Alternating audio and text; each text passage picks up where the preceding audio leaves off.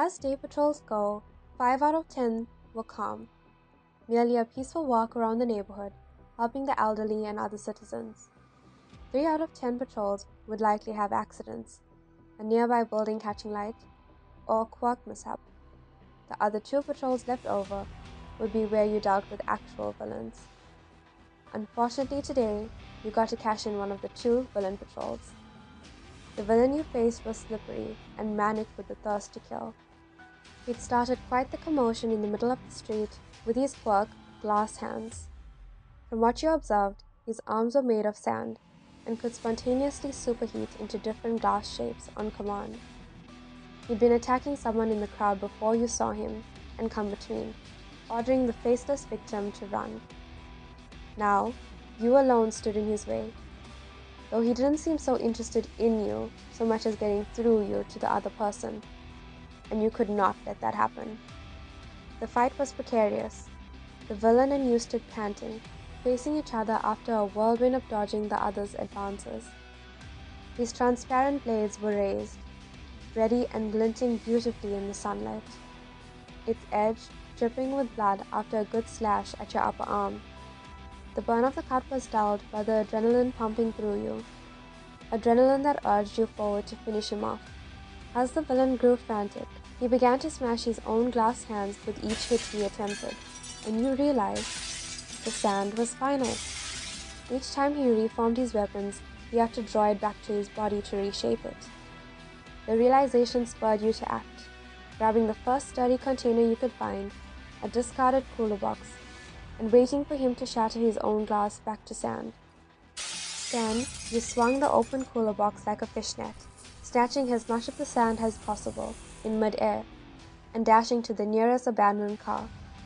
You placed the cooler box in, shutting the door. The villain fumed, armless, and charged with his teeth grinding ferally. However, without his weapon, knocking him out was too easy. He went down like a sack of potatoes, and you exhaled. What a productive day. The police arrived not long after, and you handed over the villain along with the cooler box full of armed sand, which was heavily taped up to prevent any accidents should he regain consciousness. You've just finished informing the police of the third person involved in the altercation, the person who the villain had attacked, when a friendly voice speaks from behind you. Damn, we got you too late, huh? You turn to find Edro and Katsuki. Their presence puzzled you. I didn't call for backup, you say with a raised eyebrow. We know, Edro chirped. We wanted to get lunch at this place around the corner. We knew your patrol was around here, so we were coming to ask you to come with us, but I guess we missed all the action. Katsuki seemed to be sulking. Our patrol was boring, he grumbled. You chuckled. Well, next time I have a homicidal villain, I'll send him your way. So, Pebble, you down for lunch? Edro asked, jabbing his thumb in the direction of the cafe. A homey-looking establishment with a cute sign reading, Crochet Coffee. Through the window, you could see comfortable cushioned sofas and steaming mugs of coffee. It enticed you after a long morning shift. Yeah, I'm dying to get off my feet. You start walking towards the cafe. When Katsuki steps in front of you, he scowled. Forgetting something, dumbass? You say unsurely. The fucking inch-deep slice in your arm, Katsuki yelled with annoyance. Oh shit, right. You laugh, the pain of the cut flaring once your attention was brought back to it, and you wince. My bad. I'ma just head over to the paramedic real quick. Katsuki huffed. Yeah, we're just gonna go get a table. The paramedic at the ambulance thankfully had a healing quirk. She promised that the cut would be healed with no scarring by the end of the day. However, it still needed to be bandaged to ensure nothing infected it or got caught under the skin while it was healing. Though still a little sore, you knew it was nothing an iced coffee couldn't solve. You were nearing the cafe when someone grabbed and yanked your arm. You expected it to be some zealous fan, and prepared to deal with them quickly, but stilled when you saw who it was. Your ex-boyfriend held your forearm tightly, his face a mask of anger. Paralyzed by his sudden appearance, you allow him to tug you to the mouth of the alleyway next to the cafe. In that deserted area, you finally snap out of your shock. You tug your arm out of his grip and asked anxiously, "What are you doing here?"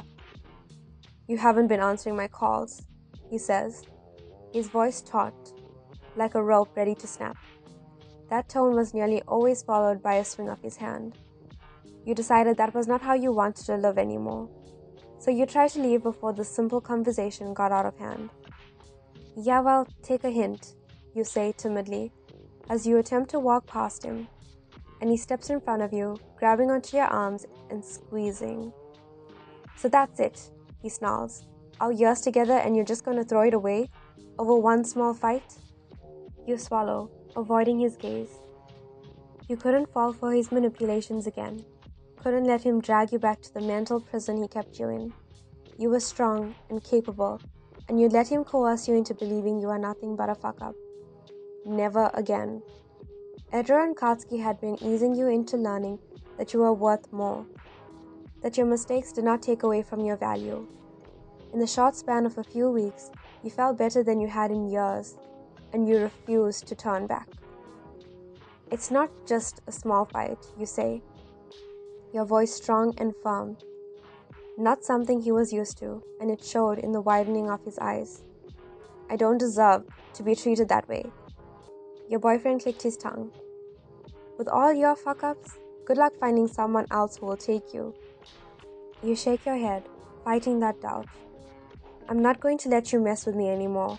Katsuki and Edro, Bakugou and Kirishima just want to fuck you," he states, so bluntly you nearly forget the situation and gape at him, like he'd said unicorns were real. "What are you talking about?" you ask in shock. He rolls his eyes. "Come on, even you can't be that naive. Do you really think they helped you out of the goodness of their hearts?" So that was his play, to demonize your friend's kindness and isolate you again. "They're my friends," you start to defend, but he cuts you off. "And they want to fuck you." "I don't know why. Maybe they just want to spice up their relationship. And once they have, they'll cast you out into the street." He tightened his grip on your arm, his eyes glinting dangerously.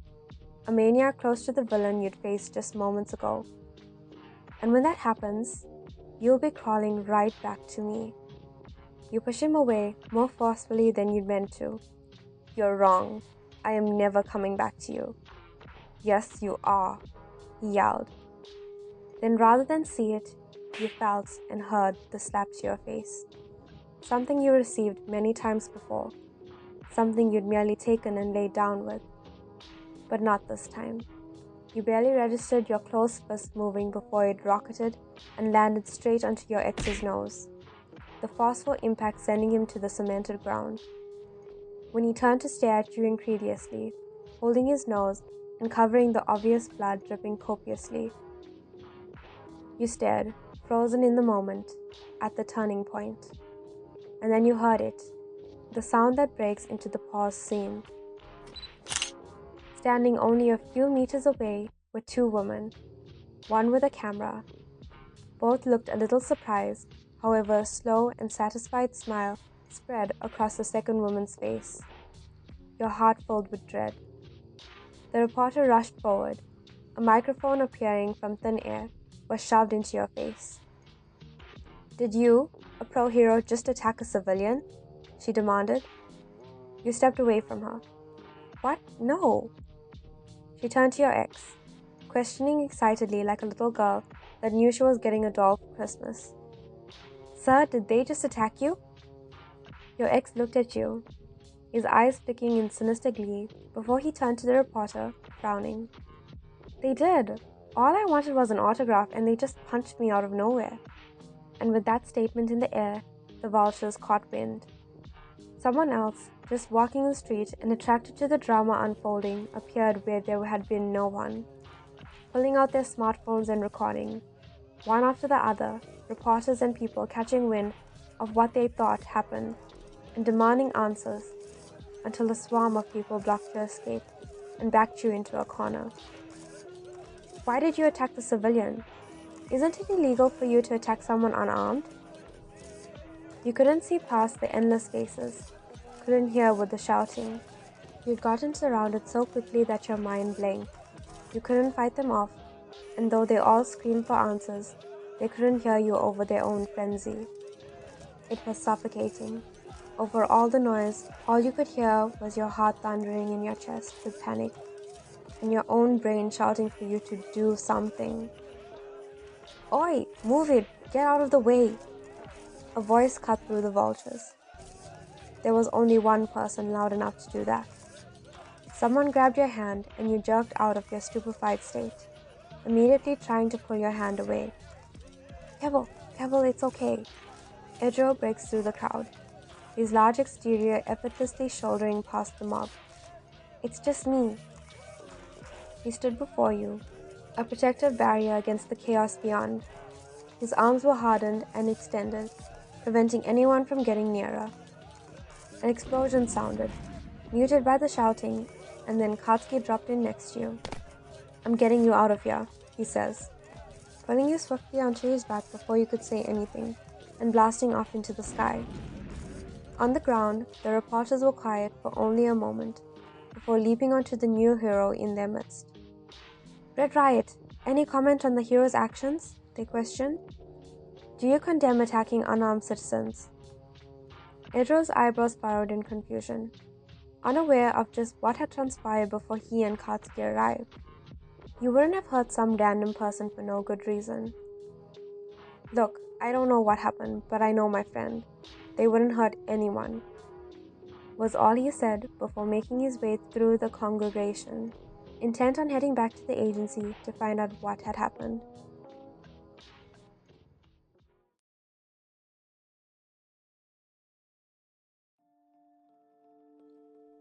You'd never been in Hawks' office for anything more than a quick mission briefing, and yet today you sat in the chair watching your career implode before your very eyes. Every trending channel was featuring some aspect of the fiasco that had happened moments ago. As Hawks switched between channels, you saw how each reporter latched on and clung to the short lie that your boyfriend had told. I can't imagine what it would be like to be attacked for simply asking for. The Hero Commission clearly states that attacking civilians is prohibited under any circumstances. This is a problem with pro-heroes. They just think they can do whatever they like. They should be arrested. Finally, Hawks turned off the TV and rubbed his forehead tiredly. "So, what exactly happened?" You twist your hands in your lap, aware of not only Hawks' sharp eyes, but Katsuki watching from his place leaning on the office walls. "I didn't mean to hit him," you say, unsure of just what to say. "I know that," Hawks said patiently, and continued, not unkindly. "But that isn't going to be much of a defense at the moment." "Just tell him," Katsuki said, lowly and likely as gentle as Katsuki could be. You glance over at him, letting him see just how anxious you were. He held your gaze, calm and eyes showing his steady and silent support. The words unspoken, "I'm right here." You swallow, turning back around. You take a deep breath before starting. "The civilian I hit is my ex-boyfriend. We broke up about 2 weeks ago. He came to talk to me after the villain attack, and I guess things got a bit heated and he..." You take another shaky breath. You'd never admitted this out loud to anyone. Edro and Katsuki had just seen it, but you never had to explicitly say what happened. But Hawks was waiting, and you blurted it out before you couldn't. "He assaulted me. I don't even remember hitting back, but I just..." You groan, putting your head in your hands. "What was I thinking? This is such a mess." Hawks cast his sympathetic gaze over you and sighed. "Look, I don't know what's going to happen now, but I think it might be best if you take a short leave from work." Katsuki growled, "You're punishing them when that..." "I'm not punishing them, Dynamite," Hawks placated. "This is just the safer option. With all this chatter, there's going to be reporters everywhere trying to target them. Civilians who believe your ex and badger you while you're on duty. It'll be that much harder to do your job with this kind of story floating around. You nod dejectedly. I understand. Hawks rose from his chair, placing a hand on your shoulder. It's just until we figure out the best way to approach this. You nod again, your throat burning as you hold back tears.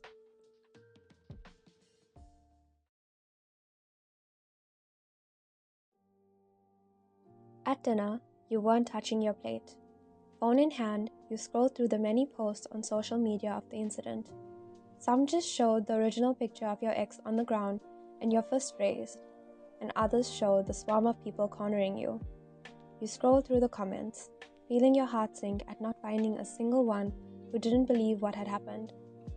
You couldn't blame them. That picture was plenty incriminating. Would you put that down and come and eat? Katsuki scolded, sounding a lot like his mother. You're gonna drive yourself crazy looking at that pebble. You know none of it's true, Edro said softly. Yeah, it's just hard, stressful, the soul-crushing end of your career. A lot, you finish lamely. You set your phone on the table, willing yourself not to reach for it. You stare at the food, your appetite shriveled. You can't eat with your eyes, Katsuki says gruffly, but without the bite. You pick up the fork and was about to attempt force-feeding yourself when a message popped up, lighting your phone. A message from your ex reading, "If you hadn't left, none of this would have ever happened. You're always going to be a fuck-up, no matter where you go. This just proves it." Your vision begins to blur with tears as you quickly switch off the phone so neither Edro and Katsuki could read the message. Trying to keep the tremble from your voice, you say, "I think I'm going to eat this later." You get up from the table as Katsuki begins to protest. "Oi, Katsuki," Edro says, and gives a small shake of his head. You are grateful and hurriedly put away your food before barring yourself in the spare bedroom. Both boys stared after you, their meals barely touched and growing cold. "There has to be something we can do," Edro whined. "We can kill him," Katsuki said, rising from his chair to store the leftovers, "like I suggested years ago when they were first dating." Edro followed, helping to put away the excess food. "Katsuki, I'm being serious." "So am I," Katsuki stated, beginning to wash the dishes.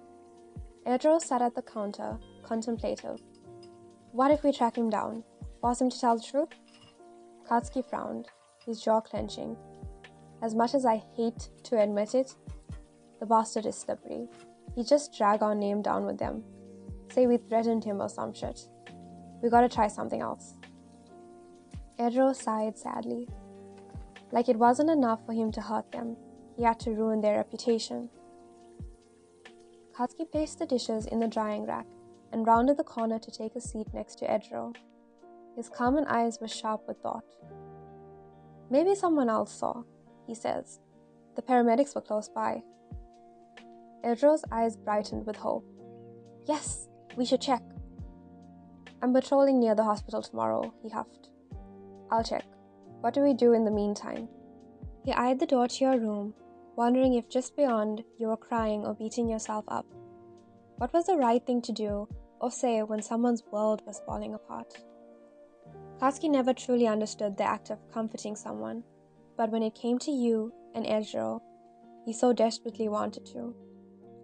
Edro's sharp teeth nibbled worriedly at his lip. "Do you think I should stay at home or something?" Katsuki thought it over. "Nah, it's like you're serving the prison sentence with them. You know how they are. Might feel guilty or something." Edro exhaled slowly. "You're right," he said glumly. "I think we just have to try to be normal about everything until we have a better plan." "I'm still with plan A," Katsuki said. "Killing him is a pretty solid plan."